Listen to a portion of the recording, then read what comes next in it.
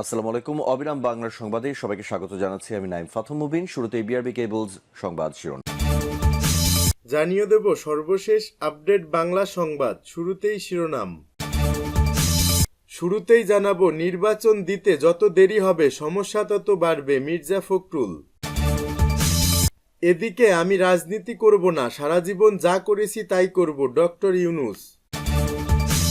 থাকছে শেখ হাসিনার জন্য এত মায়া হলে আরেকটি তাজমহল নির্মাণ করুন, ভারতকে রিজভি। এতক্ষণ শুনছিলেন সংবাদ শিরোনাম, এখন থাকছে বিস্তারিত। নির্বাচন দিতে যত দেরি হবে সমস্যা তত বাড়বে, বললেন মির্জা ফখরুল। অন্তর্বর্তী সরকার নির্বাচিত নয়, তাদের ম্যান্ডেট নেই, তাই যৌক্তিক সময়ে সংস্কার শেষ করে নির্বাচন দিতে হবে। আর তা না হলে সরকার ক্ষমতায় থেকে যেতে চায়, এমন ভ্রান্ত ধারণা তৈরি হবে বলে মন্তব্য করেছেন বিএনপির মহাসচিব মির্জা ফখরুল ইসলাম আলমগীর। সোমবার প্রেস ক্লাবে মৌলানা আব্দুল হামিদ খান ভাসানীর ৪৮তম মৃত্যুবার্ষিকী উপলক্ষে আয়োজিত এক আলোচনা সভায় এসব কথা বলেন তিনি। বিএনপি মহাসচিব এ সময় ১.৫ দশকের গণতান্ত্রিক আন্দোলনকে পূর্ণতা দেওয়ার জন্য শিক্ষার্থীদের কর্মকাণ্ডের ভূয়সী প্রশংসা ও কৃতজ্ঞতা প্রকাশ করেন। তিনি বলেন, বিএনপি গত ১৫ বছর ধরে আন্দোলন করলেও শেষ গোলটা করেছে শিক্ষার্থীরা। তারা স্ট্রাইকার, বুক পেতে গুলি নিয়েছে তরুণ ভ্যানগার্ডরা।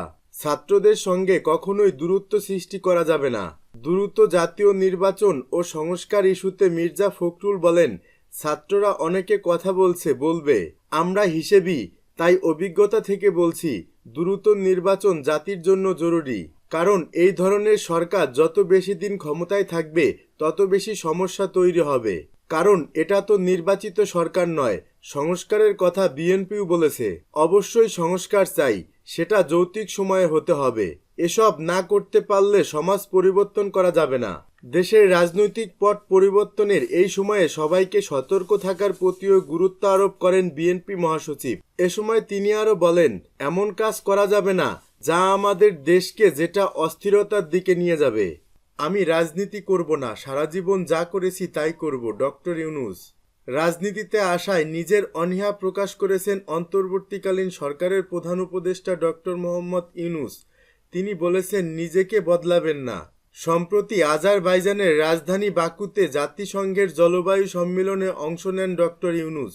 সেখানে সম্মেলনের সাইড লাইনে টক টু আল জাজিরিয়া শোতে সাক্ষাৎকারটি দেন নোবেলজয়ী এই অর্থনীতিবিদ। পরে রোববার রাতে সাক্ষাৎকারটি সম্প্রচার করা হয়। সাক্ষাৎকারে ডক্টর ইউনূসকে প্রশ্ন করা হয়, নির্বাচন করবেন কিনা। এমন প্রশ্নের জবাবে প্রধান উপদেষ্টা বলেছেন, না, আমি রাজনৈতিক ব্যক্তি নই। আমি যা করি বা করে আসছি জীবনের শেষ মুহূর্ত পর্যন্ত তাই করব। সেই কাজ থেকে নিজেকে বদলানো যাবে না। প্রধান উপদেষ্টা আরও বলেন, অন্তর্বর্তী সরকারের মেয়াদ ৪ বছরের কম হতে পারে। আমরা অন্তর্বর্তী সরকার চিরস্থায়ী নয়, নিয়মিত সরকার ৫ বছর স্থায়ী হয়।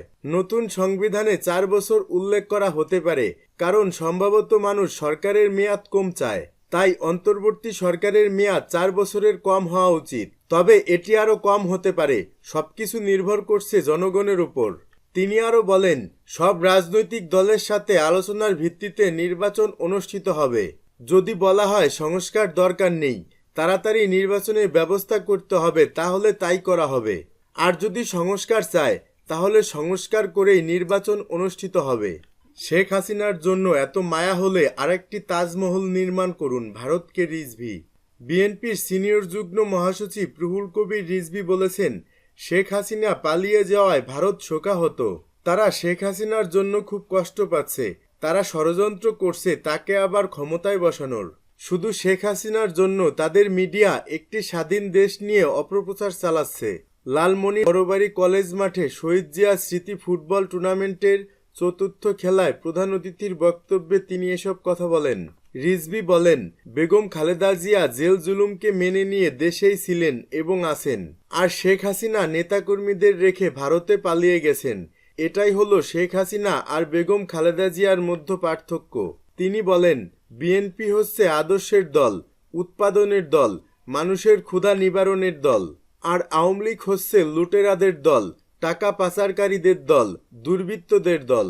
বাংলাদেশ ব্যাংক, সোনালী ব্যাংক, বেসিক ব্যাংকের টাকা লুটপাট হয়ে গেছে, এইসব শেখ হাসিনার অবদান। প্রধান উপদেষ্টার উদ্দেশ্যে তিনি বলেন, আপনি চোখ কান খোলা রাখুন, প্রতিদিনই ভয়ঙ্কর ভয়ঙ্কর ষড়যন্ত্র হচ্ছে।